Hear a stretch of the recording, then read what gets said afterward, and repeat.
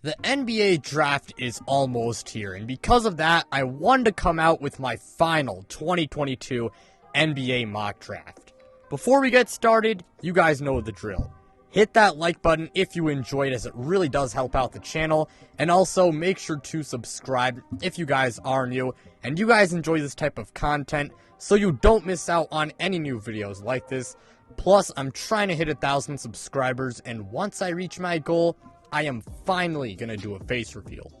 But with that being said, let's go ahead and get this video started.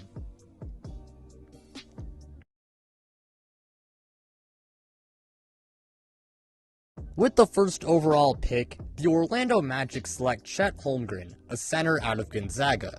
Chet, in my opinion, he is the best player in this entire class. He is an uber versatile 7-footer, and he is everything you want out of a modern day big man. He can space the floor, he can create off the bounce, and along with that, defensively he does bring a lot of versatility, as not only can he defend the rim and block shots, but also Chet can defend multiple positions. The only real knock with him is the fact that he's really skinny, so if he does want to hit his ceiling, he must become more muscular, and he should start out his career playing power forward, and luckily for the Magic, they can't afford to do that, as they do have Wendell Carter at the 5. But if he does become more muscular, Chet Holmgren, he is going to be a monster in the NBA. With the second overall pick, the Oklahoma City Thunder select Jabari Smith, a power forward out of Auburn. Jabari, in my opinion, is the second best player in the class, and along with that, the Thunder, they do need help in the front court. He is very good as a scorer, especially as a shooter, and not to mention, the guy is a very good perimeter defender, and he does all of that at 6'10". However, that being said, he does need to improve his ball handling and playmaking and his ability to get to the rim if he does want to, hit his full ceiling offensively. And defensively, while he is good on the perimeter, I do feel like if maybe he wants to become like a small ball 5 one day and maybe be like a good rim protector, he should put on some muscle. But aside from that, Jabari Smith is a very good player. With the third overall pick, the Houston Rockets select Paolo Banchero, a power forward out of Duke. Banchero is the best player available, and also the Rockets, they could use some help in the front court. He might be the best scorer in this entire class. He's also a massive 6'10", 250, and he's really good at, as a ball handler, and he can also set up his teammates. However, that being said, I do have some concerns about his shooting consistency and his defensive effort, but to be fair to him, shooting consistency, that is something you can easily improve, and same thing with defensive effort. And also, at Duke, I think part of the reason why his defensive effort maybe just wasn't like 100% was he had to carry a big load offensively, but if he can iron those things out, Paolo Banchero will be a monster. With the fourth overall pick, the Sacramento Kings select Keegan Murray, a power forward out of Iowa.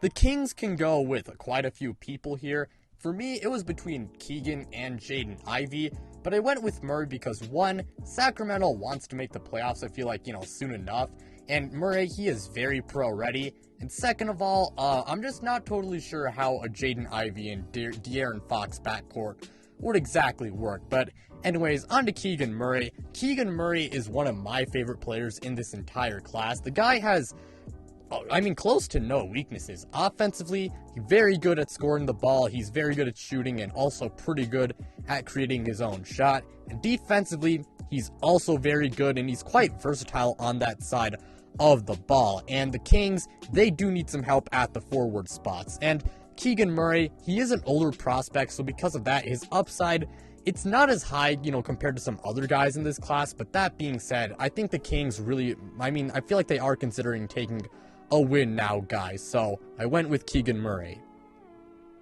With the fifth overall pick, the Detroit Pistons select Jaden Ivey, a shooting guard out of Purdue.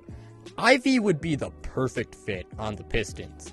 He gives the team another scoring threat, playmaker, and a secondary ball handler. Not to mention, he is very athletic and he's not that bad of a shooter at all.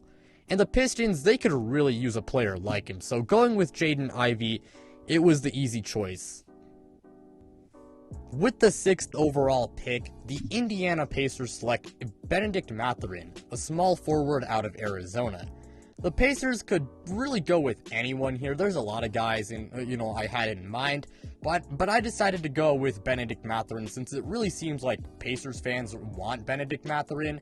Benedict Mathurin, he's pretty inconsistent defensively, but he can iron that out. And offensively, he's phenomenal. As a scorer, he's superb. He can score in a lot of ways. He can shoot the ball well. He's also really good as an athlete, and he's also great at scoring in transition. Not to mention, he is a pretty solid playmaker, and in my opinion, he could be a good secondary ball handler on the Pacers.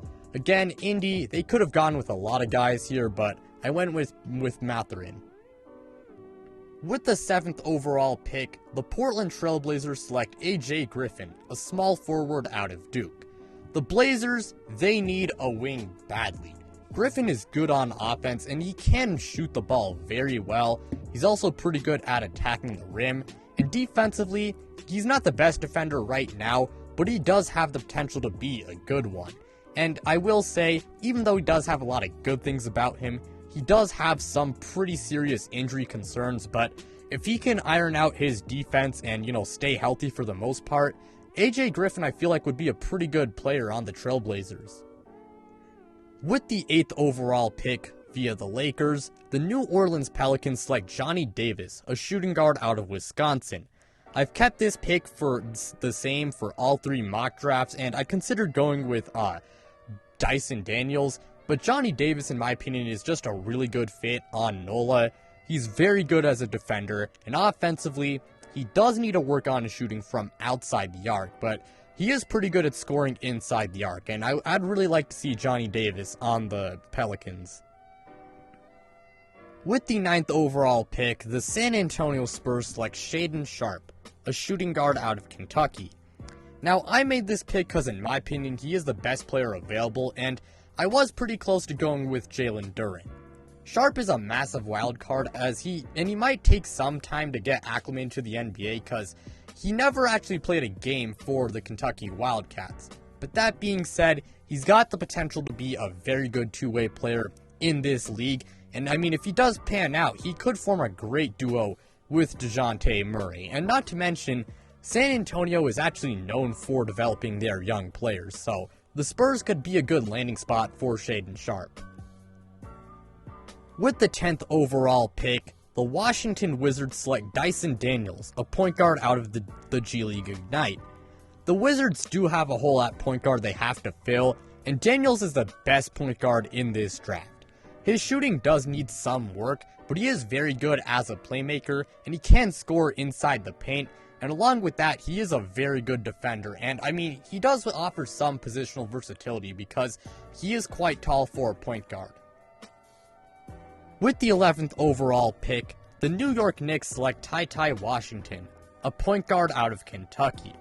The Knicks need a point guard to run their offense, and that is why I've kept the pick the same for all 3 mock drafts. Washington gives the Knicks a good playmaker, a good scorer, a good shooter, and not a shabby defender at the 1.